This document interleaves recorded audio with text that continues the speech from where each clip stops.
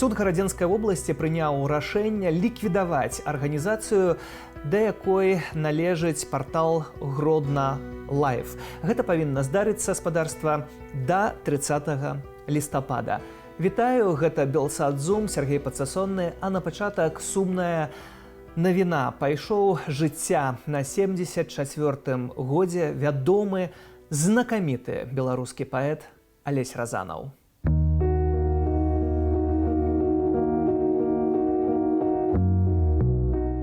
З гэтых зномаў хачу з чарнавікоў выкласці на белую паперу. Ну, ёсць, можна выкладваць, але трэба хваля. На ўсё трэба хваля. Свая хваля на вершы класічныя, або версеты, або паэмы. Свая хваля на зномы. Ну, як бы можна яе паклікаць, я спадзяюся, што калі паклічу, яна, ну, як бы паслухаецца, адгукнецца. Творчасць гэта сутворчасць, гэта гукі водгук. Мы можам гаварыць што заўгодна, але калі гаворым проста ў прастору, у пустату, твора не атрымліваецца. Павінен ісці водгук, рэха. Калі ён вяртаецца, тады твор радуецца і ён здзяйсняецца. Дакуль мне яшчэ трываць. Птах, з якім я лячу праз імглістую бездань часу, з няволі ў вызваленне, са скрухі ў радасць, з цемры ў светлыню, паварочвае да мяне галаву і кажа: датуль, пакуль хопіць часу, датуль, пакуль хопіць цябе самога, датуль, пакуль хопіць нас.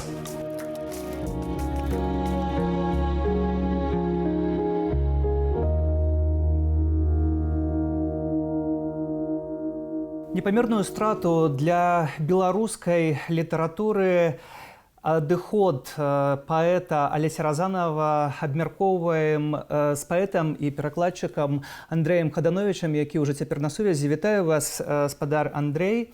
Вы сказалі... Добрый вечер. Вы сказалі, што геній пра Алеся Разанава гэта зусім не перабольшванне. Чаму такое меркаванне? Ну, мы любім гучныя словы, але час ёсць апошнім нейкім крытэрыем, выпрабаваннем гэтага. Але рэч у тым, што ўжо некалькі апошніх дзесяцігоддзяў мы, паэты, літаратары, сучаснікі Алеся Разанава, разумелі, што ходзім, дачыняемся, знаходзімся ў адной культурнай прасторы з кімсьці фантастычным, неймаверным, для якога абсалютна не шкада гэтага слова. Першапраходзец, фантастычны паскаральнік, можна сказаць, супастаўны, ну хіба што з Богдановичам, да, для свайго часу працэсаў нашай слоўнай літаратурнай культуры. Адначасова постаць, якая спалучала ў сабе найлепшае, што можна ўзяць, выцягнуць з беларускай традыцыі, і наватар, які вынаходзіў новыя стылі, новыя жанры, новыя словы, новыя спосабы гаварыць па-новаму пра вечныя рэчы.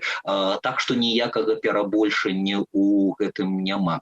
Мне, як паэту, які адначасова паэтычным перакладам займаецца, таксама магу сказаць, маю гонар у адной перакладчыцкай прасторы знаходзіцца з Разанавым, які, мне здаецца, найлепшым перакладчыкам паэзіі ўсіх часоў на беларускую мову. Больш за 20 кнігаў, больш за 20 моваў, на якія перакладзеная творчасць Алеся Разанава. Гэта хіба творчасць, якая сягае далёка за межы выключна беларускай літаратуры? Так. Мне здаецца, што Разанаў таксама адзін з нешматлікіх такіх сумяшчальнікаў розных вектараў, розных напрамках у культуры. Ён з аднаго боку для свайго часу самы еўрапейскі беларускі паэт, але гэта не перашкаджала яму быць, скажем, папулярызатарам усходняй паэзіі, перакладчыкам басё, стваральнікам жанру пунктіраў, якія вельмі блізкія, я б сказаў, да японскіх хайку, але гэта беларускія хайку паводле ўсіх наших новых разанаўскіх традыцый. Ну і асобна трэба сказаць, творчасць Разанова свята для мовазнаўцаў, асабліва ягоны паэтычны жанр вершаказаў, калі ён прыслухоўваецца да гучання слова. Робіць гэтае слово цэнтральным матывам свайго верша і будуе, я бы сказал, на слых з іншых падобных па гучанні словаў цэлы вершаваны свет. Чытаць Разанова гэта радасць, чытаць Разанова гэта адкрыцце, а яшчэ гэта каталізатар уласнай свядомасці. Любая паэзія скарае мову і мыслення, разганяе яе на недаступныя простым смяротным хуткасці. А Разанов, я думаю, дапамагаў просто чытанне Разанова шмат каму з беларускіх паэтаў спрычыніцца да гэтых хуткасцяў. І тут яшчэ вельмі хіба гарманічнае спалучэнне геніяльнага паэта і выключнай асобы, чалавека шчырага, чалавека свядомага таго, што адбываецца, і чалавека з прагай да свабоды.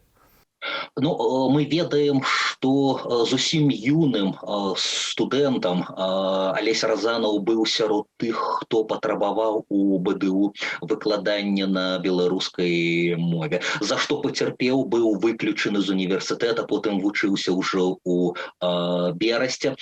Але адначасова свабодалюбства не перашкаджала яму не рабіць з гэтага публіцыстыкі, не разменьвацца на лёгкія, хуткія адказы на складаныя вечныя пытанні. Разанов, як ніхто іншы, памятаў і пра вечнае. Найлепшае, мой любимый польскі паэт Норвіц сфармуляваў, служыць мове, у тым ліку дбаць пра яе несмяротнасць, можна ствараючы перш за ўсё шэдэўры на гэтай мове. У гэтым сэнсе Алесь Разанов найвялікшы патрыёт беларускай мовы.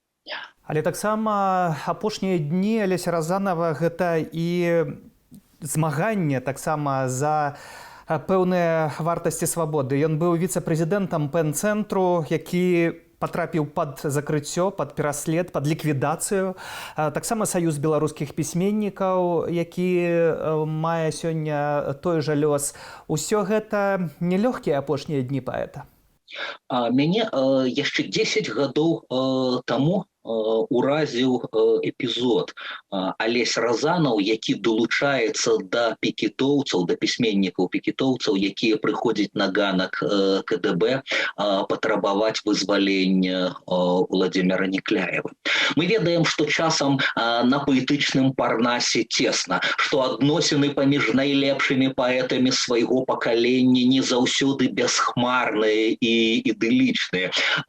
Нашы геніі сварыліся, разыходзіліся, але я думаю, што абодва разумеюць, што галоўнае. Алесь Разанов прыходзіў падтрымліваць Некляева, адначасова, як можна лепей выразіць сваю грамадзянскую пазіцыю. Владзімір Арлоў гаворыць пра тое, што гэта магло спрычыніцца, гэтыя апошнія падзеі таксама да таго, што здарылася. Нікому, мне здаецца, апошні год, нягледзячы на ўсе надзеі, на ўсё вызваленне патэнцыялу спячай раней свабоды да нашага вольналюбства, але ўсе гэтыя рэпрэсіі нікому не палегчылі жыцця. Зразумела, што кожнаму дадалі сівых валасоў, новых зморшчын, трымцення добра, калі толькі пальцаў, калі кожны дзень чытаеш кепскія навіны пра тваіх сяброў, пра тваіх знаёмых. Я думаю, што это ўжо не першая смерць, да чыёй ускоснай заслугай ёсць уся гэтая гуманітарная катастрофа, якая не толькі гуманітарная, агульна чалавечая, якая дзеецца у нас. Што ж, адна з першых кніг Алеся Степановича называлася «Назаўжды». Тое, што адбылося у мове, а паэзія па-ранейшаму верыў, гэта ёсць вяршыняй і найлепшай формай існавання мовы, ёсць назаўжды. У гэтым сэнсе паэты, сапраўдныя вялікія паэты, як Алесь Разанаў, несмяротныя, і тое, што ён зрабіў. Трэба навучыцца гэтым карыстацца, адчытваць гэтую спадчыну, і натхняцца самім гэтым. І па гэтаму Алесь Разанаў, паэт вечны, бо вечная ягоная паэзія. Дзякуй за гэтую размову. Напрыканцы узгадаю ягоныя словы, надпіс да народнага мемарыялу Курапаты, якія ён прыдумаў. Словы аціхлі ў немату, стукае сэрца. Сэрца паэзіі, якое таксама стукае, якое застаецца. Развітанне з Алесем Разанавым у суботу, 28 жніўня, пачнецца о 12:30 спадарства Менскі сабор святых Пятра і Паўла на Нямізе. А на сувязі паэт і перакладчык Андрэй Хаданович. Тыя, хто трымае ўладу ў Беларусі, усялякімі шляхамі шукаюць новыя метады ціску на актыўных грамадзянаў, і сярод іншага гэта ціск праз дзяцей. Калі дзяцей пагражаюць забраць, напрыклад, адправіць у прытулак ці паставіць сям'ю на сацыяльны улік. Пра гэтую тэму мы, спадарства, паразмаўлялі з украінскаю эксперткаю ў галіне абароны правоў дзяцей Марыяй Яцяноўскай, і ейныя адказы ўжо цяпер вашай увазе. Вітаю, паважаныя гледачы Белсат. Сёння мы размаўляем з украінскай эксперткай ў галіне абароны правоў дзяцей Марыяй Яцяноўскай пра невялікае, але досыць важнае даследаванне беларускай праваабаронцы Дар'і Чурко. Вітаю, Марія. Даследаванне, у якім вы выступілі як кансультантка, можаце распавесці, пра што яно і якія ўдалося факты парушэння правоў людей им раскрыть? Это исследование посвящено тому, как в целом через детей влияли власти Беларуси на активистов, либо людей, которые выражали разными способами свою активную гражданскую позицию, и, в принципе, какие это были формы влияния.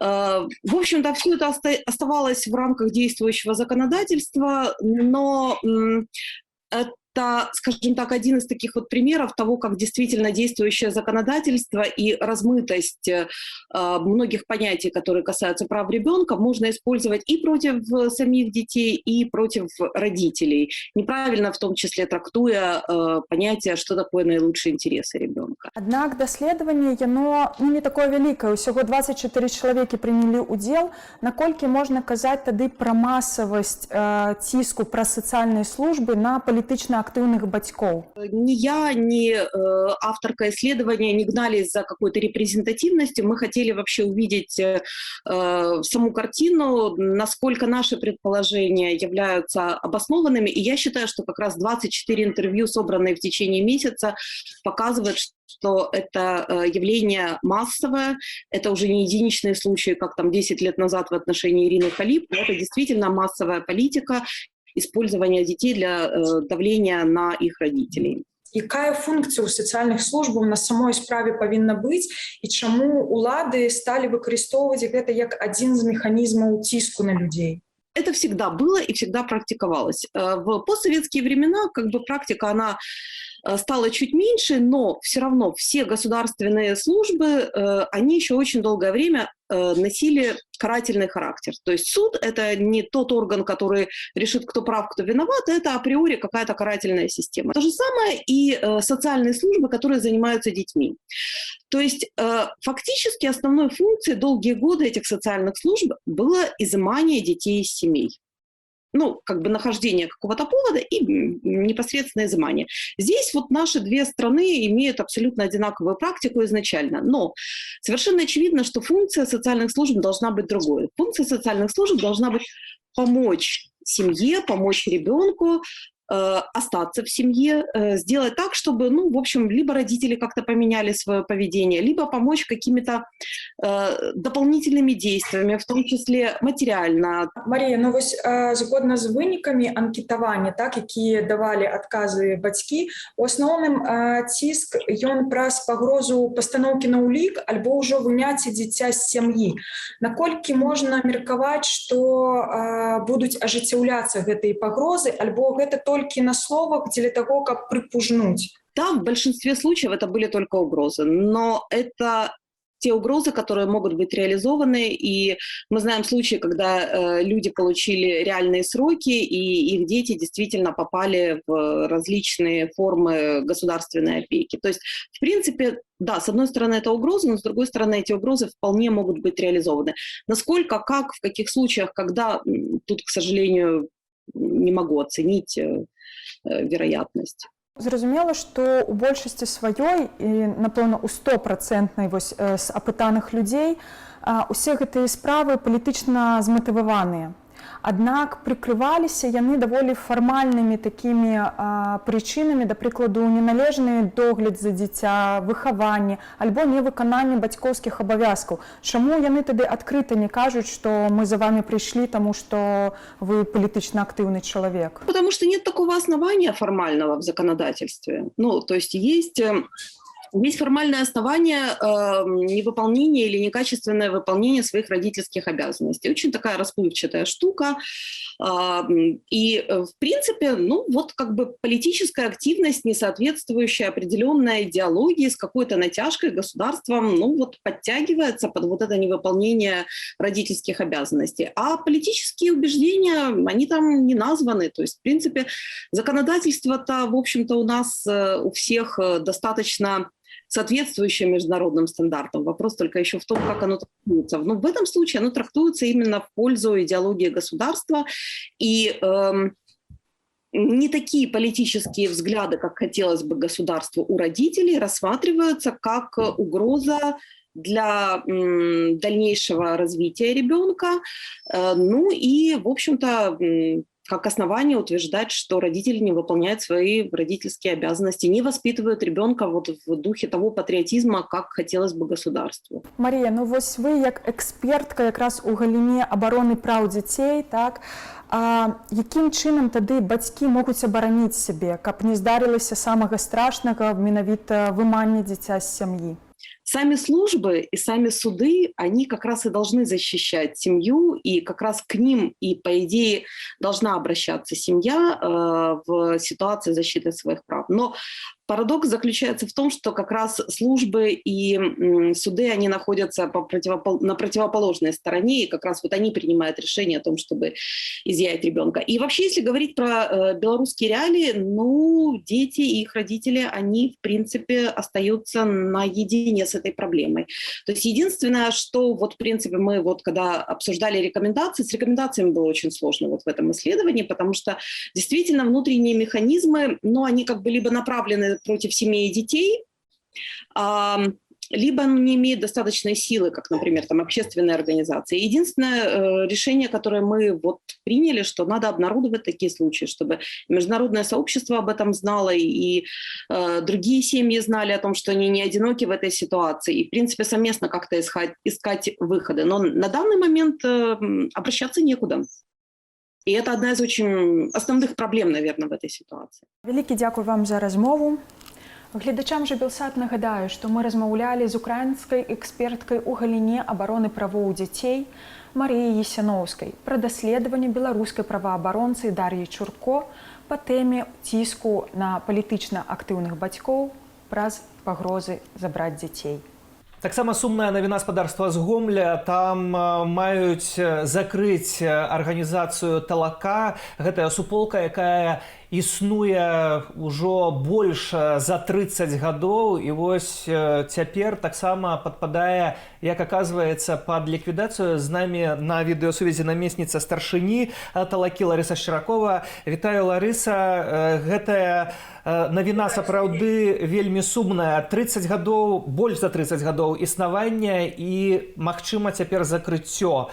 Што гэта азначае для арганізацыі? Ну, насамрэч, нічога драстычнага не адбылося, таму што я думаю, што займацца, даследаваць гісторыю Гомельшчыны, альбо збіраць фальклор, спяваць народныя песні, мы ці святкаваць купалле, каляды, гуканне вясны на прыродзе, мы, натуральна, можам і без рэгістрацыі. Я сёння, калі пачула гэту навіну, узгадывала, а што такое дала нам эта рэгістрацыя, як нас аблагадзетельствовали, там, я не ведаю, аддзел па справах моладзі. І я узгадываю, што толькі у першай палове 90-х, прыкладна до 98-го года ці 97-го года у нас быў льготны офіс. Мэрам Гомеля была Светлана Гальдадзе. І калі былі ліберальныя часы, яшчэ, магчыма, некалькі гадоў, як Лукашенко стаў прэзідэнтам, пасля таго, як ён стаў прэзідэнтам, яшчэ узгадываю, пасля рэферэндума мы былі на гэтым амаль бясплатным офісе. І ўсё. Вось напрыканцы 90-х все гэта скончылася, і неўзабаве нас перасталі пускаць у школы, мы ўжо не маглі там выступаць, паказваць народныя звычаі ці распавядаць пра сваю арганізацыю. І наогул да нас ставіліся вельмі насцярожана. Вось такое стаўленне было вельмі насцярожана, што мы рассаднік нацыяналізму, і таму аніякай дапамогі Талака, рэальнай дапамогі Талака не мела ад гарадскіх уладаў. Але гэта краязнаўчая арганізацыя, якая, па сутнасці, не займаецца нічым палітычным і нічым небяспечным. Вы ладзілі народныя абрады, вы аднаўлялі многія абрады. Дзякуючы вам можна было пабачыць гэтыя абрады, якія фактычна пераставалі ўжо існаваць. Так? На Гомельшчыне мы бачылі шмат самых розных урачыстасцяў, дзякуючы вам, у тым ліку на тэлеканале Белсат, нейкіх, калі вы вадзілі казу, напрыклад, па гомельскім рынку. Гэта ўсё спрымалася вельмі пазітыўна і цудоўна, у тым ліку жыхарамі Гомлю.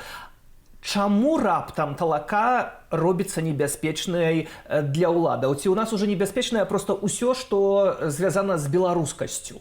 Ну, просто насамрэч у Талакі быў, все ж таки за Талакой цягнецца такі невялічкі шлейф палітычнай актыўнасці.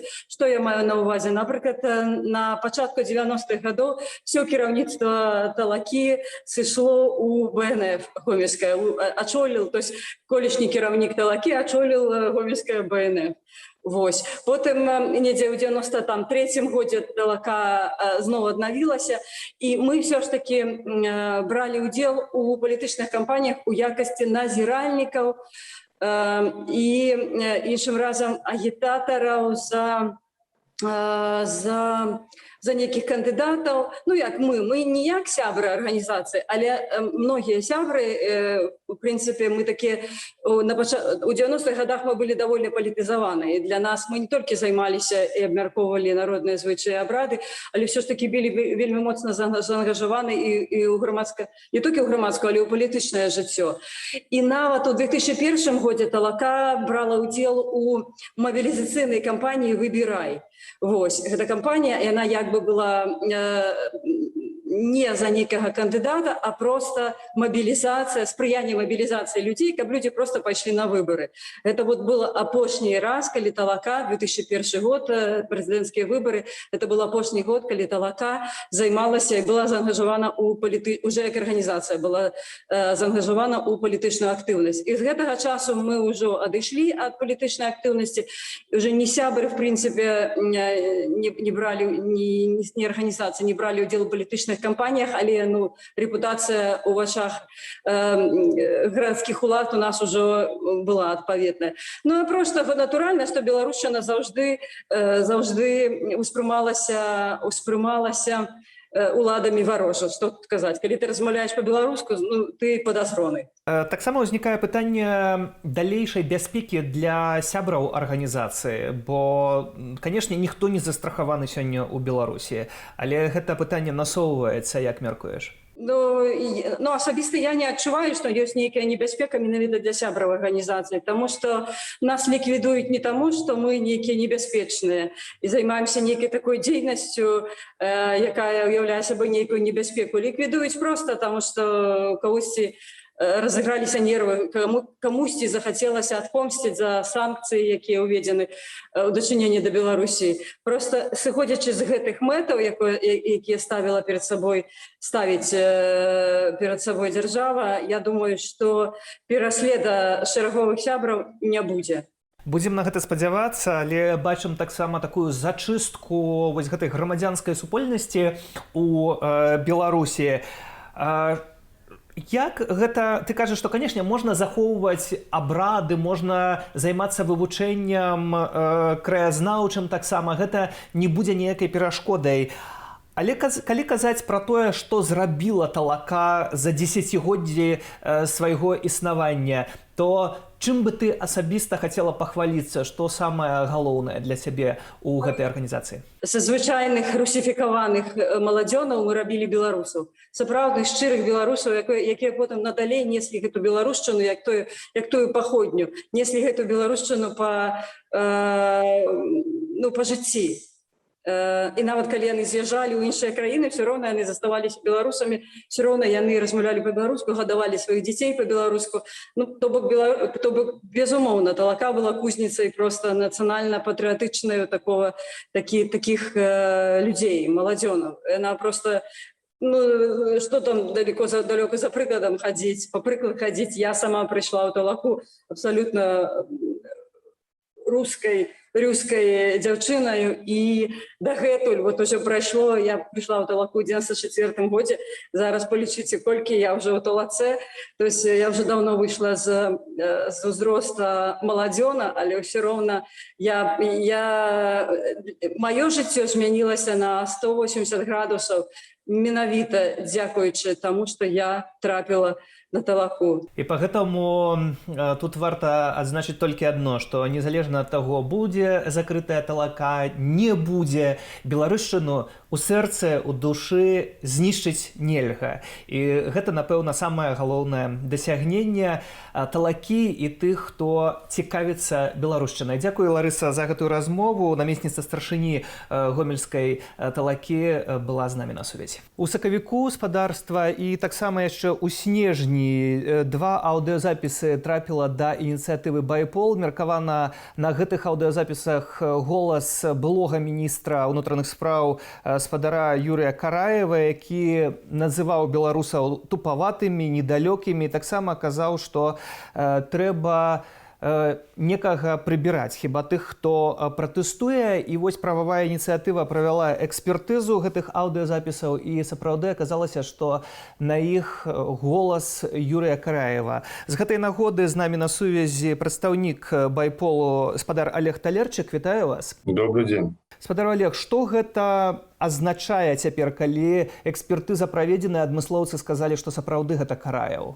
Ну, к сожалению, в Республике Беларусь нынешней это мало что означает. Но вообще с точки зрения юридической правовой квалификации это означает, что бывший министр внутренних дел Юрий Караев совершил ряд тяжких преступлений. По меньшей мере в его действиях сразу усматривается состав статьи 426, часть 3, превышение власти должностным лицом, занимающим ответственное положение.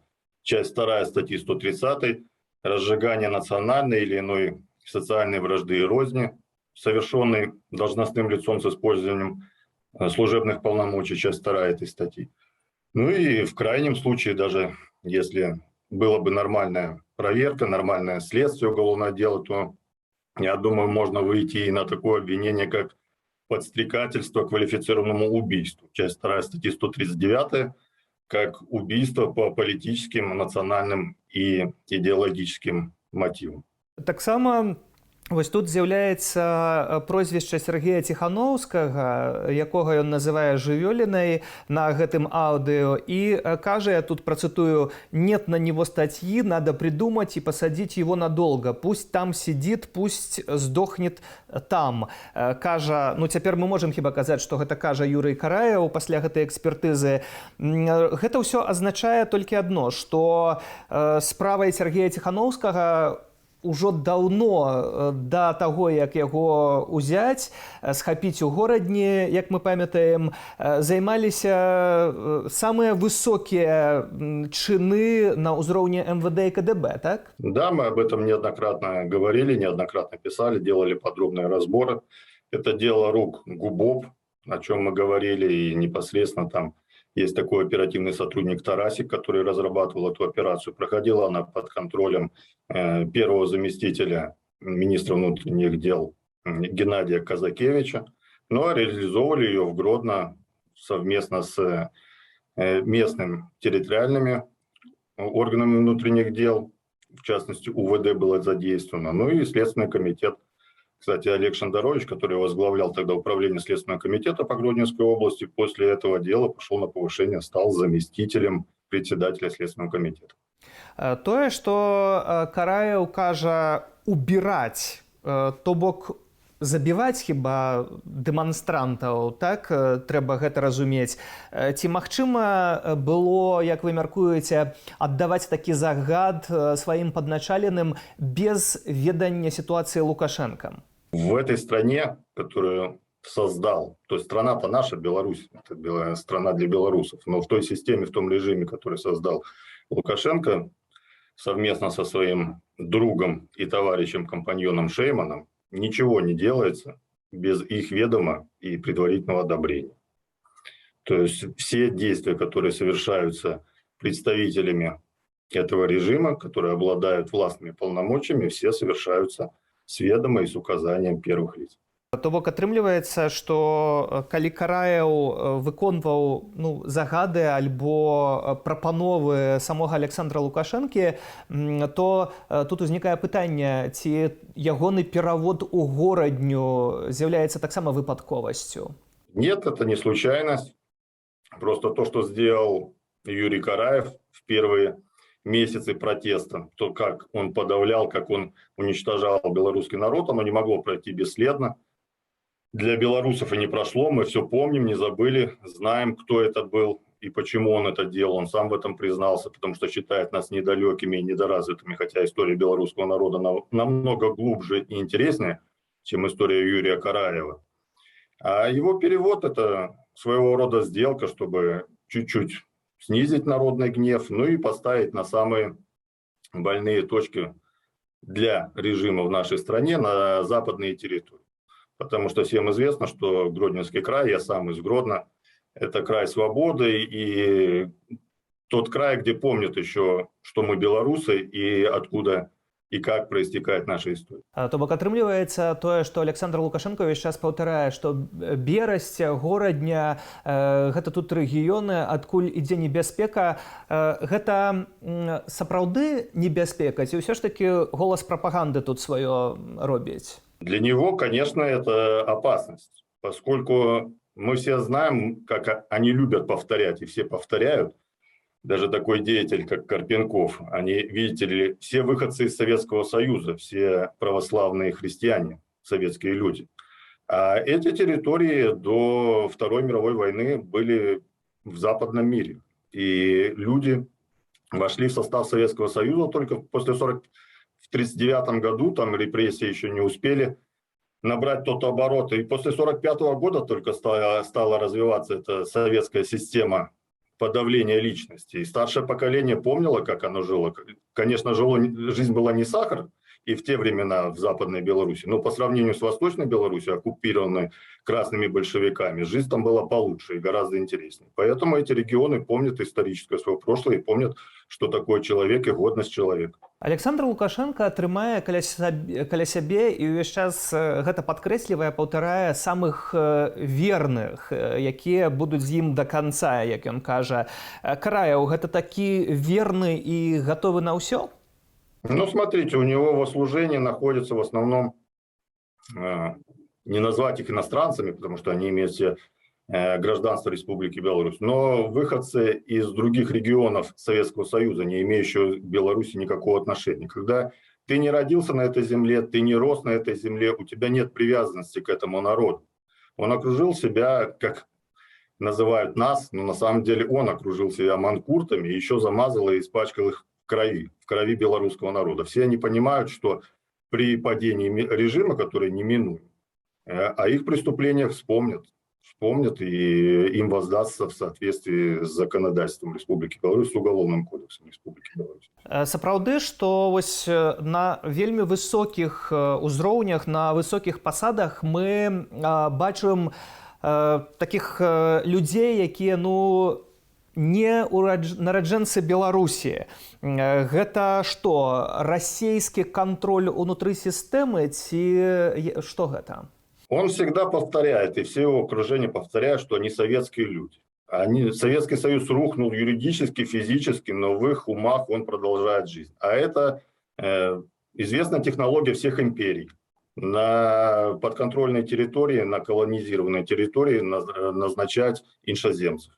Поэтому и он управляет страной при помощи людей, которые не имеют никакой ментальной связи с нами, с белорусами, и не имеют привязанности к нашей земле. Ваша ініцыятыва вельмі шмат паказвае самых розных аўдыёзапісаў, відэазапісаў, самых розных расследаванняў, таксама дастаткова глыбокіх і цікавых, якія пацверджаюць, вось як у гэтым выпадку адмыслоўцы, якія гавораць, што няма падставаў, каб вам не верыць, не давяраць у гэтай сітуацыі. Таксама у апошні час з'явіліся шматлікія аўдыёзапісы. Што рыхтуеце яшчэ, чым будете здзіўляць? Мы раз в неделю выпускаем определенный ролик, определенное расследование.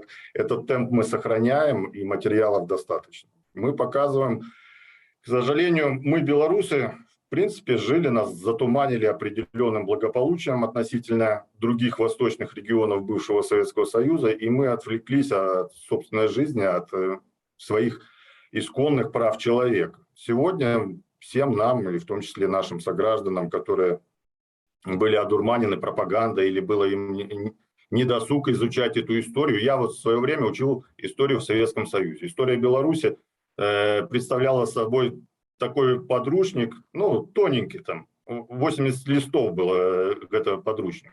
И многие так и выросли. Поэтому мы должны открывать глаза нам, народу Беларуси, что мы за народ, кто мы за народ и почему мы так живем, и кто сегодня узурпировал власть и притесняет, и создал условия угнетения и тирании для белорусского народа на его собственной земле. Гаспадар Олег, апошняя тэма, якая дастаткова актуальная, гучыць дастаткова сур'ёзна, таксама і ў еўразвязе, гэта патокі мігрантаў. У вас таксама аўдыё пра гэта з'яўлялася, вы таксама за гэтай тэмай сочыце. Якія апошнія высновы ваша ініцыятыва наконт мігрантаў робіць, бо па-ранейшаму вось гэтая цэлая вялікая справа на беларуска-польскай мяжы, за якой усе назіраюць?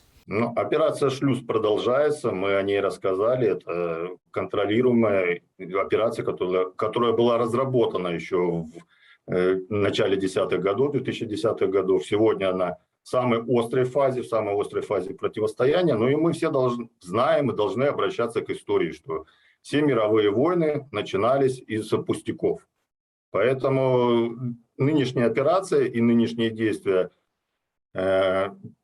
режима Лукашенко в отношении Республики Польша, Республики Литва, Литовской Республики, Латвийской Республики, очевидно, они все скоординированы и управляются Кремлем, поскольку сам Лукашенко не обладает такими ресурсами, чтобы держать в напряжении западный мир. Это игра Кремля.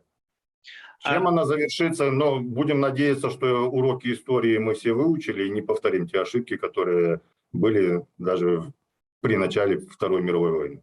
Кремль шукае сур'ёзныя правокации, на вашу думку? Я думаю, что просто проверяют опять сплоченность и прочность Европейского Союза. Европейский Союз не такая оперативная структура, как должна была быть. Сегодня члены по восточной границе Европейского Союза, члены государства этого союза столкнулись с серьезными проблемами, однако получают только экономическую поддержку и слабенькую политическую поддержку, когда тут требуются действительно решительные действия. Раскачивание ситуации в регионе, плюс Украина, вопрос не закрыт и не завершен. Личные амбиции руководителя кремлевской группировки, они всем известны и, понятно, качает ситуацию в разных направлениях, чтобы потом реализовать свои планы. То бок вось гэты слой эмацыйны у польскіх медыях, у тым ліку гаворка пра 3 дзесяткі мігрантаў, якія знаходзяцца на памежнай паласе Польшчы, Беларусі.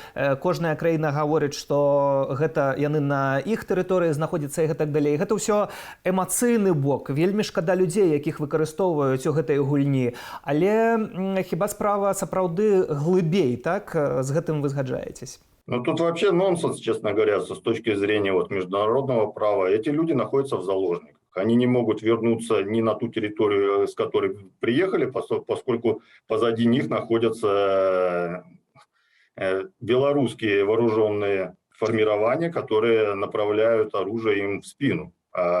И не могут двигаться вперед, поскольку это нарушение государственной границы той же Польши, Литвы или Латвии. Людей взяли в заложники, и мировое сообщество смотрит, как этот регион сам разрешит этот кризис. Хотя это уже мировой кризис, по сути. Крызіс, які, на жаль, можа мець вельмі сур'ёзныя і больш глыбокія наступствы, а не толькі гэтых... Никто не воспрепятствовал Гитлеру в свое время захватить Австрию, Чехию. И только когда он уже открыто выступил против Польши, объявили о начале Второй мировой войны, которая шла ни шатка, ни валка, пока Гитлер не напал на Советский Союз, как мы его учили в истории. Як нідзе вельмі добра гэта разумеюць у Варшаве. Дзякуй вам за гэтую размову. Олег Талерчык, ініцыятыва BayPol. Сёння следчы камітэт спадарства паведаміў, што не будзе ўзбуджаць крымінальнай справы за жорсткасць гэтак званых сілавікоў. Усё таму, што тут трэба зацытаваць, падача заяваў насіла, увага, кіраваны характар. Вось так дзейнічаюць законы. Дзякуй за сёння. Для вас працаваў Сергей Падсасонны. Добрага вечара і да сустрэчы ў эфірах.